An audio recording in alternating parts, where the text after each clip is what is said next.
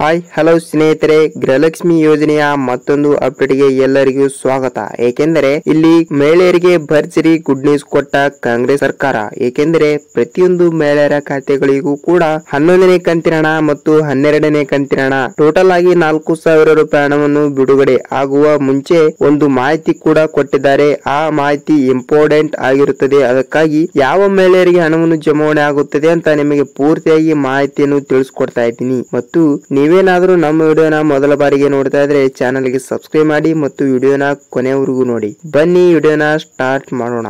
ನೋಡಿ, ಇಲ್ಲಿ ಪ್ರತಿಯೊಂದು ಮಹಿಳೆಯರ ಖಾತೆಗಳಿಗೂ ಕೂಡ ಹಣವನ್ನು ಬಂದಿಲ್ಲ ಅಂತ ಕಮೆಂಟ್ ನ ಮಾಡ್ತಾ ಇದ್ದೀರಾ. ಆದರೆ ಯಾವ ಜಿಲ್ಲೆಗಳಿಗೆ ಹಣವನ್ನು ಬಿಡುಗಡೆ ಆಗಿದೆ ಅಂತ, ಎಷ್ಟು ರೂಪಾಯಿ ಹಣವನ್ನು ಬಿಡುಗಡೆ ಆಗಿದೆ ಅಂತ ಪೂರ್ತಿಯಾಗಿ ಮಾಹಿತಿಯನ್ನು ತಿಳಿದುಕೊಳ್ತಾ ಹೋಗೋಣ. ಮತ್ತು ಅದೇ ರೀತಿಯಾಗಿಯೂ ಕೂಡ ಇಲ್ಲಿ ಮಹಿಳೆಯರು ಕೂಡ ಈ ಒಂದು ಚಿಕ್ಕ ಕೆಲಸವನ್ನು ಮಾಡಬೇಕಾಗುತ್ತದೆ. ಏನೆಂದರೆ ಮುಂದೆ ನೋಡ್ತಾ ಹೋಗೋಣ. ಮತ್ತು ಈಗಾಗಲೇ ಬಂದ ವಿಷಯ ಪ್ರಕಾರ ಮಾತಾಡುವುದಾದರೆ, ಈಗಾಗಲೇ ಆಗಸ್ಟ್ ತಿಂಗಳು ಇರುವುದರಿಂದ ಆಗಸ್ಟ್ ತಿಂಗಳಿನ ಮೊದಲನೇ ವಾರದಲ್ಲಿ ಪ್ರತಿಯೊಂದು ಮಹಿಳೆಯರ ಖಾತೆಗಳಿಗೂ ಕೂಡ 11ನೇ ಕಂತಿನ ಹಣ 2,000 ಮತ್ತು 12ನೇ ಕಂತಿನ ಹಣ 2,000 ಟೋಟಲ್ ಆಗಿ ಕರ್ನಾಟಕದಲ್ಲಿ ಇರುವಂತಹ ಪ್ರತಿ ಜಿಲ್ಲೆಗಳಿಗೂ ಕೂಡ 4,000 ರೂಪಾಯಿ ಹಣವನ್ನು ಬಿಡುಗಡೆ ಮಾಡುವ ಕುರಿತು ಒಂದು ಮಾಹಿತಿ ಕೂಡ ಕೊಟ್ಟಿದ್ದಾರೆ. ಅದಕ್ಕಾಗಿ ಯಾವ ಜಿಲ್ಲೆಗಳಿಗೆ ಹಣವನ್ನು ಬಿಡುಗಡೆ ಆಗುತ್ತಿದೆ ನಾಳೆ ಅಂತ ಹೇಳುವುದಾದರೆ, ನಾಳೆ ಅಂದ್ರೆ 10ನೇ ತಾರೀಕಿನ ಒಳಗಡೆ, ಅಂದ್ರೆ ಆಗಸ್ಟ್ 10ನೇ ತಾರೀಕಿನ ಒಳಗಡೆ ಈ ಮಹಿಳೆಯರಿಗೆ, ಅಂದ್ರೆ ಈ ಜಿಲ್ಲೆಗಳಲ್ಲಿ ಇರುವಂತಹ ಪ್ರತಿಯೊಂದು ಮಹಿಳೆಯರಿಗೂ ಕೂಡ ಹಣವನ್ನು ಬಿಡುಗಡೆ ಆಗುತ್ತೆ.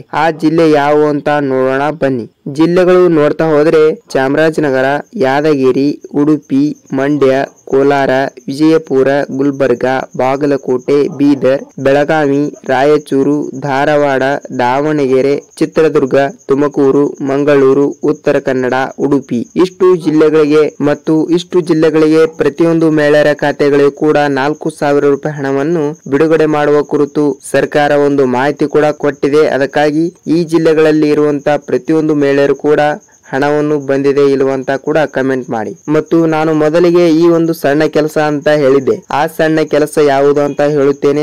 ನೋಡಿ ವೀಕ್ಷಕರೇ, ಇಲ್ಲಿ ನಿಮ್ಮ ಬ್ಯಾಂಕ್ ಪಾಸ್ಬುಕ್ ಮತ್ತು ನಿಮ್ಮ ಆಧಾರ್ ಕಾರ್ಡ್ ಇವು ಎರಡೂ ಡಾಕ್ಯುಮೆಂಟ್ ಗಳನ್ನು ತೆಗೆದುಕೊಂಡು ನಿಮ್ಮ ಬ್ಯಾಂಕಿಗೆ, ಅಂದ್ರೆ ಗೃಹಲಕ್ಷ್ಮಿ ಯೋಜನೆಯ ಹಣವನ್ನು ಬರುವ ಬ್ಯಾಂಕಿಗೆ ಹೋಗಿ ಅಲ್ಲಿ ನೀವು ಸೀಡಿಂಗ್ ಅನ್ನು ಮಾಡಿಸಬೇಕು.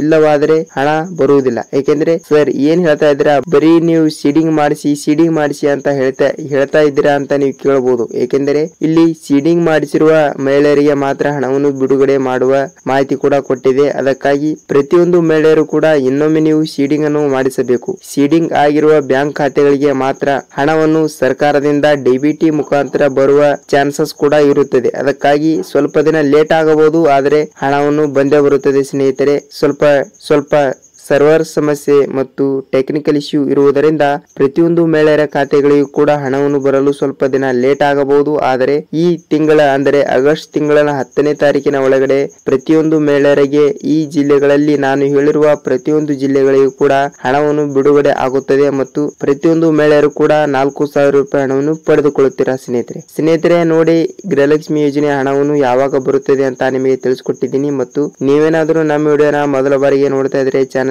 ಸಬ್ಸ್ಕ್ರೈಬ್ ಮಾಡಿ. ಮತ್ತು ವಿಡಿಯೋನ ಪೂರ್ತಿಯಾಗಿ ನೋಡಿದಕ್ಕೆ ಧನ್ಯವಾದಗಳು ಸ್ನೇಹಿತರೆ. ಮತ್ತೆ ಮುಂದಿನ ವಿಡಿಯೋದಲ್ಲಿ ಮತ್ತೊಂದು ಅಪ್ಡೇಟ್ ಜೊತೆಗೆ, ಮತ್ತೆ ಒಂದು ಗೃಹಲಕ್ಷ್ಮಿ ಯೋಜನೆಯ ಅಪ್ಡೇಟ್ ಜೊತೆಗೆ ಸಿಗೋಣ ಸ್ನೇಹಿತರೆ. ನಮಸ್ಕಾರ.